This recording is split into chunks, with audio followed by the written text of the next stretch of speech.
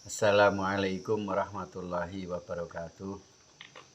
Inilah anak-anak saya yang belajar menjadi orang cerdas, belajar menjadi orang pandai di TPQ Al-Hidayah Desa Ngembat, Kecamatan Gondang, Kabupaten Mojokerto. Mudah-mudahan pertanyaan-pertanyaan mereka nanti bisa saya jawab atas bimbingan Allah. Dan mudah-mudahan itu akan bermanfaat terutama bagi saya sendiri, bagi anak-anak yang terutama yang bertanya, dan bagi teman-teman yang mendengarkan, juga termasuk bagi Anda yang menonton. Jangan lupa dukung kami dengan like, share, subscribe, dan bunyikan loncengnya. Wassalamualaikum warahmatullahi wabarakatuh.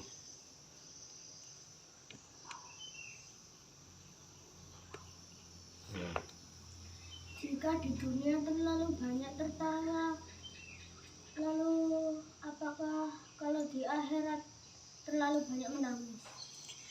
Artinya begini, ini ucapan ulama saya, insya Allah itu di Ihya Ulumuddin karangan Imam Al-Ghazali. Banyak tertawa nanti akan banyak menangis. Kalau di dunia itu banyak tertawa, artinya tertawa itu bukan hahaha hanya itu, tapi bersenang-senang. Jadi bersenang-senang tau uripe, nggak mikir kehidupan akhirat, nggak mikir kepingin jadi orang pinter, nggak mikir jadi orang bermanfaat, nggak mikir jadi orang kaya, kemudian naik haji, kemudian zakat, sedekah, nggak mikir itu. Pokoknya kalaupun dia ingin kaya, kaya untuk dirinya sendiri, nggak mikir untuk orang lain. Nah, orang yang suka bersenang-senang bukan hanya tertawa, tapi bersenang-senang ini adalah nanti akan mati rasanya. Orang yang terlalu banyak senang itu nanti mati rasa.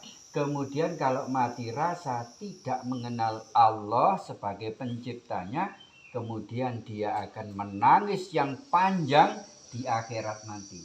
Nah, penjabarannya seperti itu.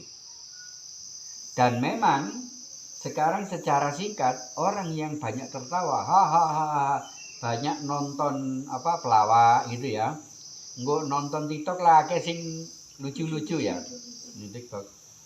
Kalau orang banyak tertawa, ini urat kepekaannya itu energi-energinya, nutrisi-nutrisinya masuk ke urat tertawanya.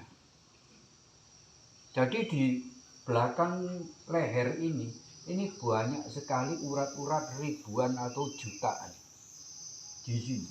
Saking alusi, makanya wong lek kena gepuk kene wis lek gak semaput atau langsung mati.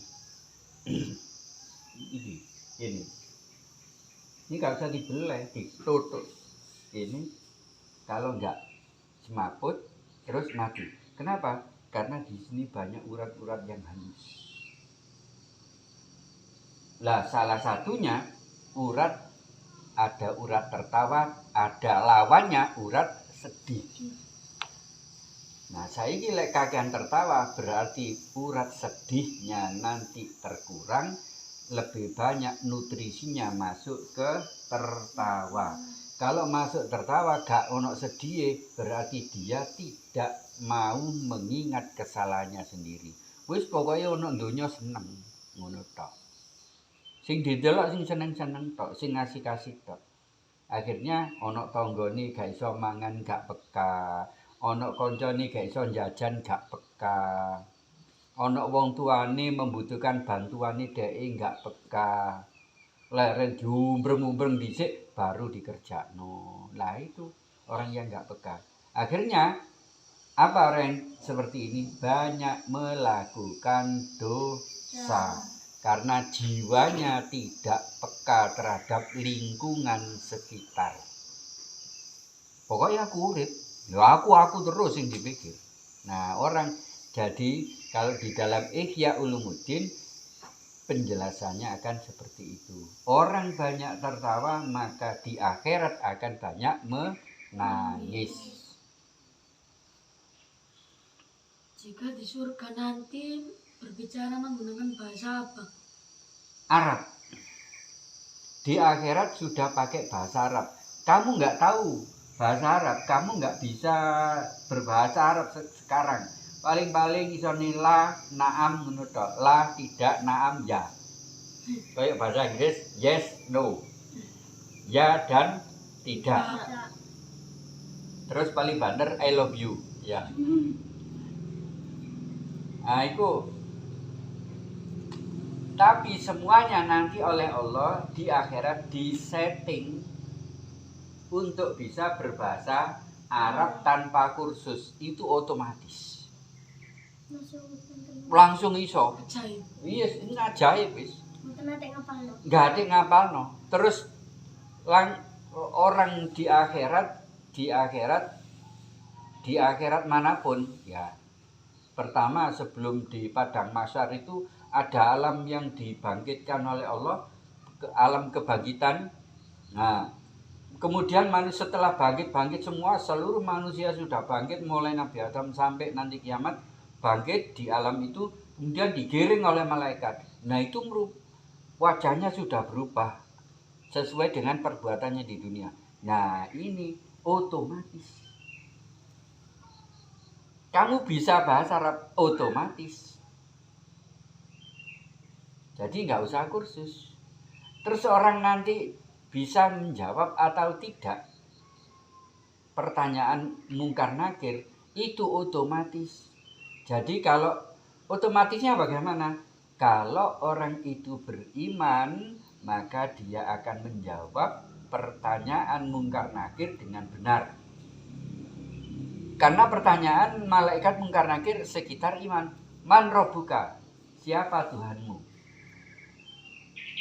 Kalau kamu di dunia biasa sholat, biasa wiritan, biasa zikir, biasa ingat kepada Allah, maka kamu akan bisa menjawab Allahu Rabbi, Allah Tuhanku.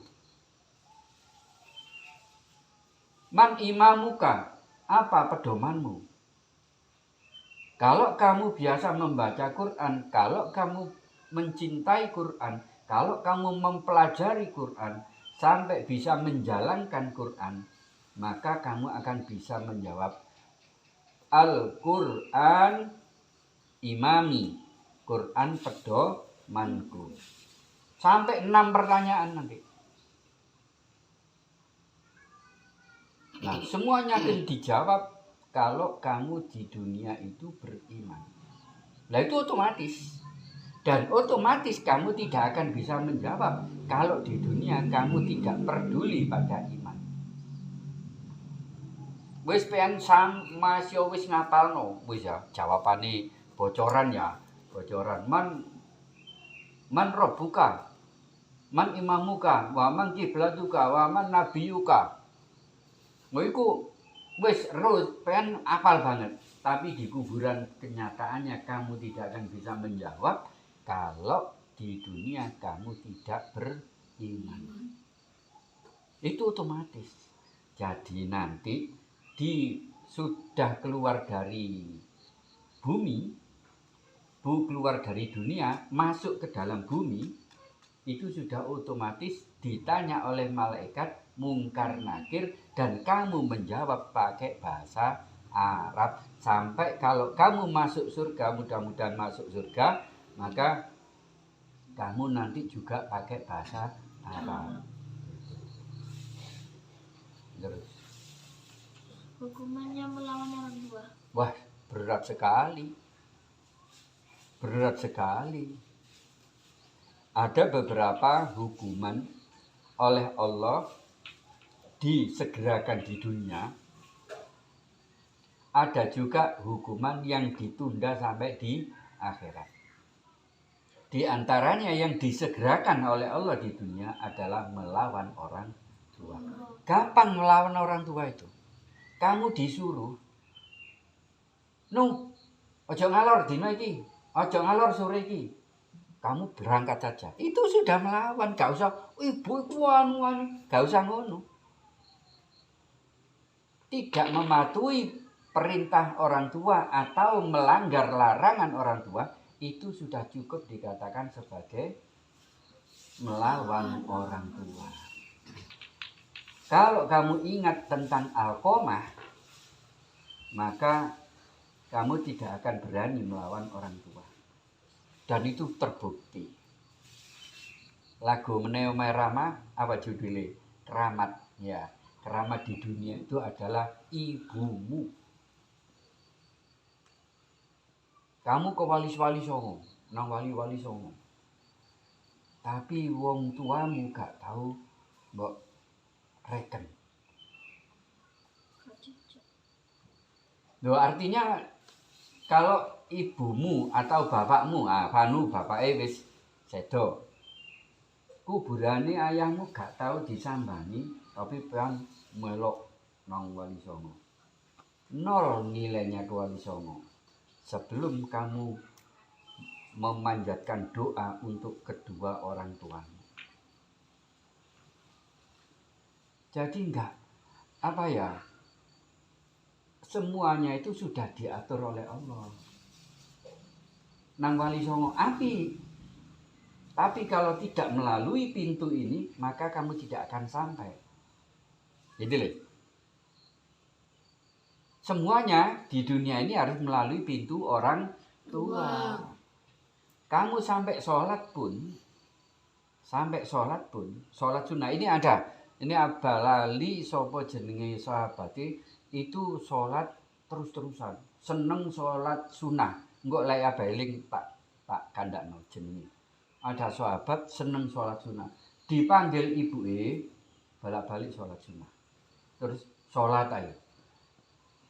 Ibuke iku kepingin menyuruh dia untuk melakukan sesuatu. Didelok anake sholat. Mari ngono dibengok-bengok anake, didelok maneh kok gak ono jawaban, didelok sholat. Anake ya krungu waktu waktu dibengoki ambek ibuke, diceluki, itu krungu waktu sholat iku krungu. Didelok ambek anak emang, oh wis mari ibuke wis gak butuh bae. Ngono. Gak moro tapi sholat terus. Sholat sunnah ini ya, sholat sunnah. Ibuke kejengkelan. Dilaknat anaknya. Ibunya berdoa. Kon lek ngene carane gak mati-mati kon. Lek gak apa iku dihukum ambek Allah. Akhirnya apa? Dihukum oleh Allah. Diberikan ujian. Karena dia orang soleh, tapi kesalahannya satu tadi. Enggak mematuhi panggilan orang tua. Kan bener deh sholat. Sholat kan apik dong. Tapi sholat sunnah kalah dengan kepatuhan kepada orang tua. Akhirnya dihukum ambek Allah. Kontan dihukum. Bagaimana Alqamah? Mati enggak? Urip enggak? Megap kok. Bagaimana maling kundang? Akeh cerita ngono iku. Di Indonesia ya akeh gak usah golek nang Arab. Kalau anak sampai melawan orang tua, menyakiti hati orang tua, kontan ana donya digesoro uripe. Nemu kanca-kanca elek, kanca sing ngajak mabuk-mabukan, kanca ngajak mendem, kanca ngajak main, kanca ketemu kanca. Akhirnya dia tidak menjadi anak yang selamat, tidak menjadi anak yang soleh. Makanya kunci pertama sukses melalui pintu orang tua, terutama ibu. Untung ibumu si ono. Nah, gecelon ibumu. Ya. Wis pengen bertentangan di hatimu kalau diperintah ambil ibumu, jane pengen gak gelem ngono iku. Tapi tetap kamu harus patuh. Kecuali kalau ibumu menyuruh bermaksiat kepada Allah. Wis gak usah sholat, no. Ayo ndang budal. Nah, berarti ibumu menyuruh kamu bermaksiat, ya kan? Melarang kamu sholat kan? Sholat wajib maksudnya ya. Nah, kalau melarang kamu sholat berarti ibumu melarang, itu menjauhkan kamu dari Allah, berarti itu maksiat. Atau menyuruh kamu nyolong. Nah, dukun penjitu. Nah, padahal wae tonggo. Nah, gitu. Walaupun penjit, bukan penjitnya yang masalah, perbuatannya itu yang dinilai oleh Allah. Duduk penjit biro regane. Itu ya. Jadi hukuman bagi anak yang tidak taat, jangankan melawan orang tua, tidak taat saja itu sudah besar dosanya. Ya. Nah, beriman pada hari kiamat. Hari kiamat itu kan sudah dikabarkan oleh Rasulullah. Ya kan? Sudah dikabarkan oleh Rasulullah. Sampai pernah ada sahabat ketika khutbah tentang hari kiamat, ada sahabat yang bertanya kepada Rasulullah. Pas khutbah kaya umpama khutbah nang kono ana sahabat sing takon. Saking gak sabar. Dahsyat sekali, dan di Quran Allah bolak-balik menceritakan tentang hari kiamat. Surat tentang kiamat, Al-Zalzalah, Al-Qiyamah, terus makai surat-surat tentang menceritakan tentang kiamat. Ciri-cirinya kiamat. Nah, kita kan belum pernah bertemu dengan kiamat, berarti gaib bagi kita. Ya kan? Kiamat bagi kita gaib. Gaib itu artinya yang tidak tampak. Itu gaib. Kayak saiki umpama apa takon nang iki. Takon nang ndi gendis kok gak ngaji. Iki jawab gaib. Gaib itu artinya tidak tampak, tidak kelihatan. Itu. Nah, bagi kita hal-hal yang gaib, yang tidak tampak, yang tidak bisa kita lihat, yang tidak terjadi saat ini, itu adalah gaib.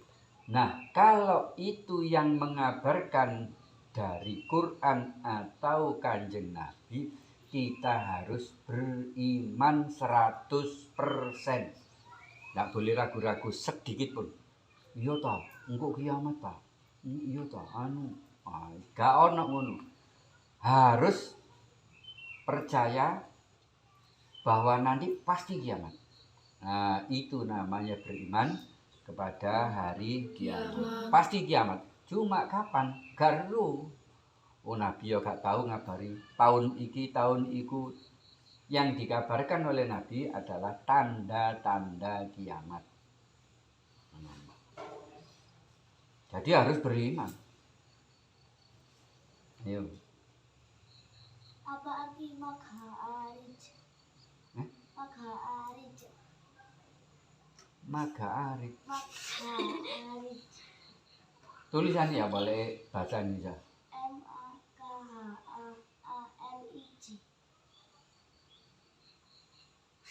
KH berarti mah iku kho iku KH. Duduk ga. KH sih.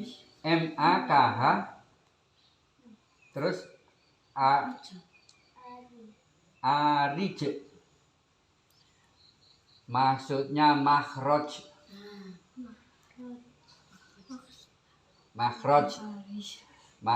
Makhraj itu huruj, dari kata hurut itu keluar. Duduk Magharij. Capek deh. Nah itu makhraj. Kadang-kadang muni makhorijul huruf, tempat keluarnya huruf. Ya koyo ain.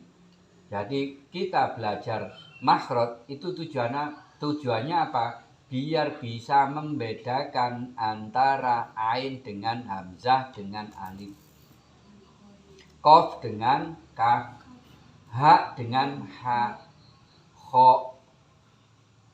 Jadi kita belajar makhraj itu tujuannya seperti itu. Karena kalau kita salah membaca, salah menyuarakan, melafalkan, maka nanti salah dalam penulisan, maka salah dalam artinya. Ya. Kalau salah melafalkan, salah mengucapkan, maka nanti salah dalam artinya. Eman.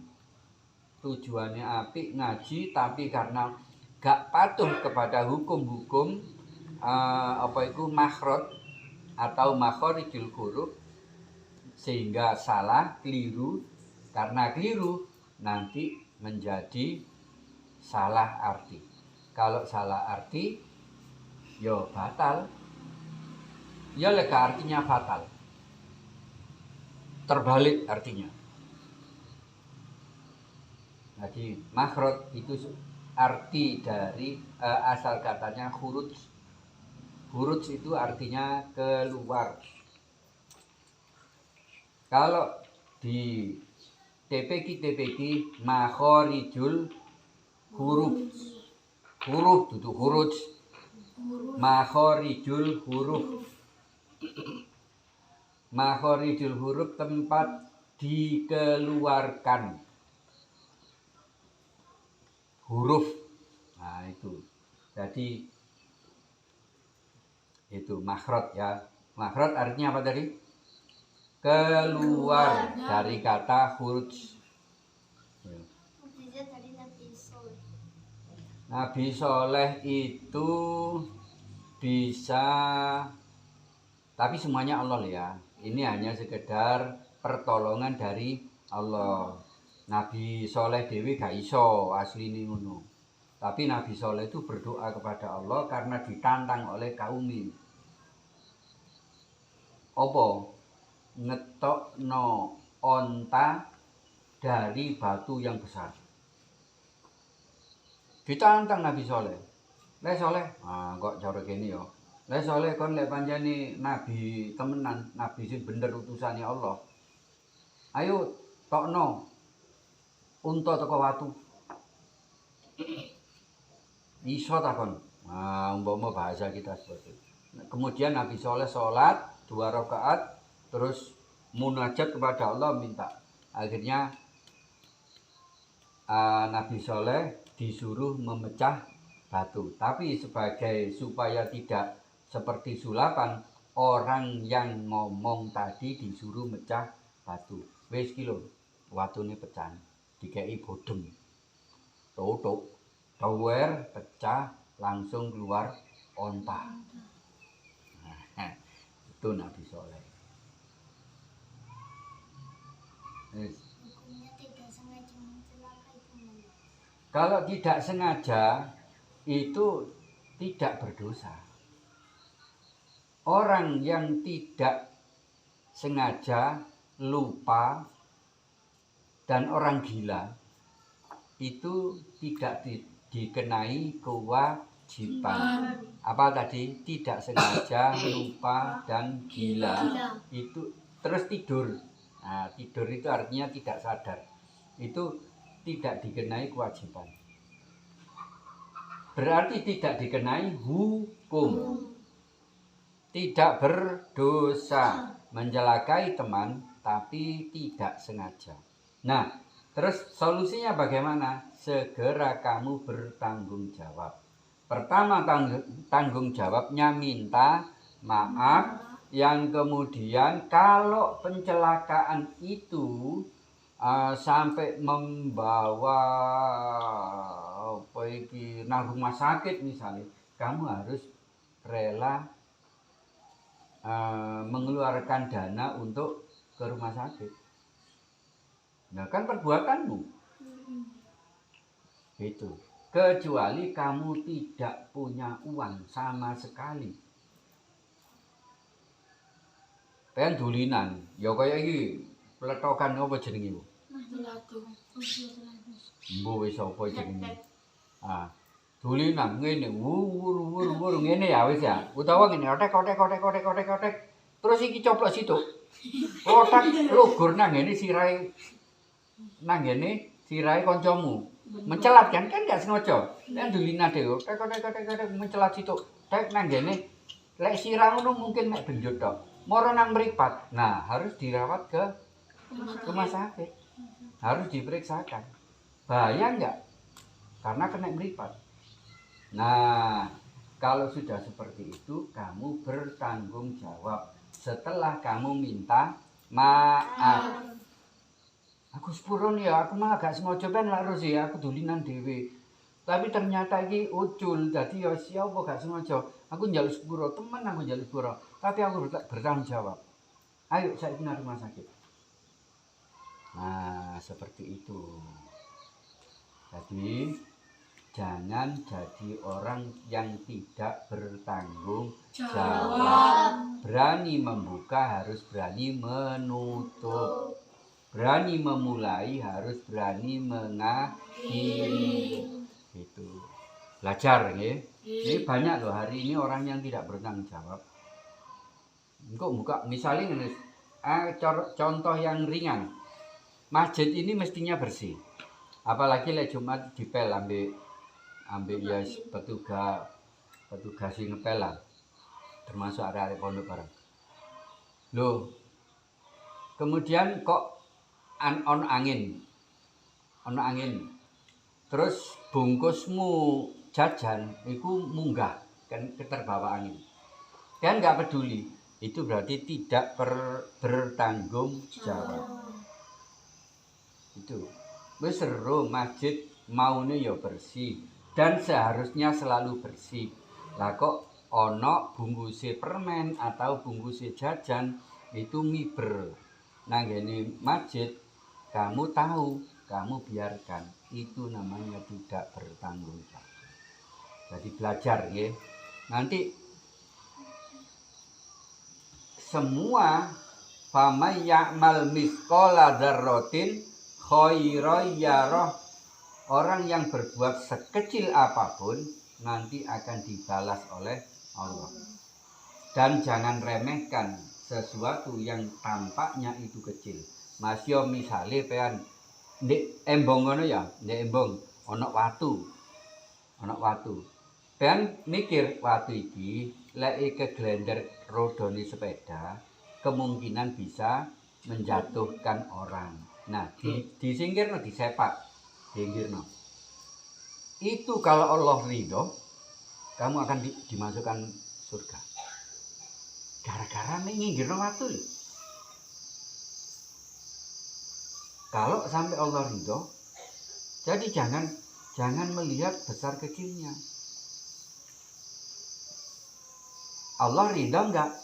Nah, kalau Allah ridho, yang kecil pun akan menjadi besar bagi Allah. Gitu ya. Kita tutup dengan doa. Allahumma ramna bil Qur'an waj'alhu lana imaman wa nura wa hudan wa rahmah. Allahumma dzakkirna minhu ma nasina wa 'allimna minhu ma jahilna warzuqna tilawatahu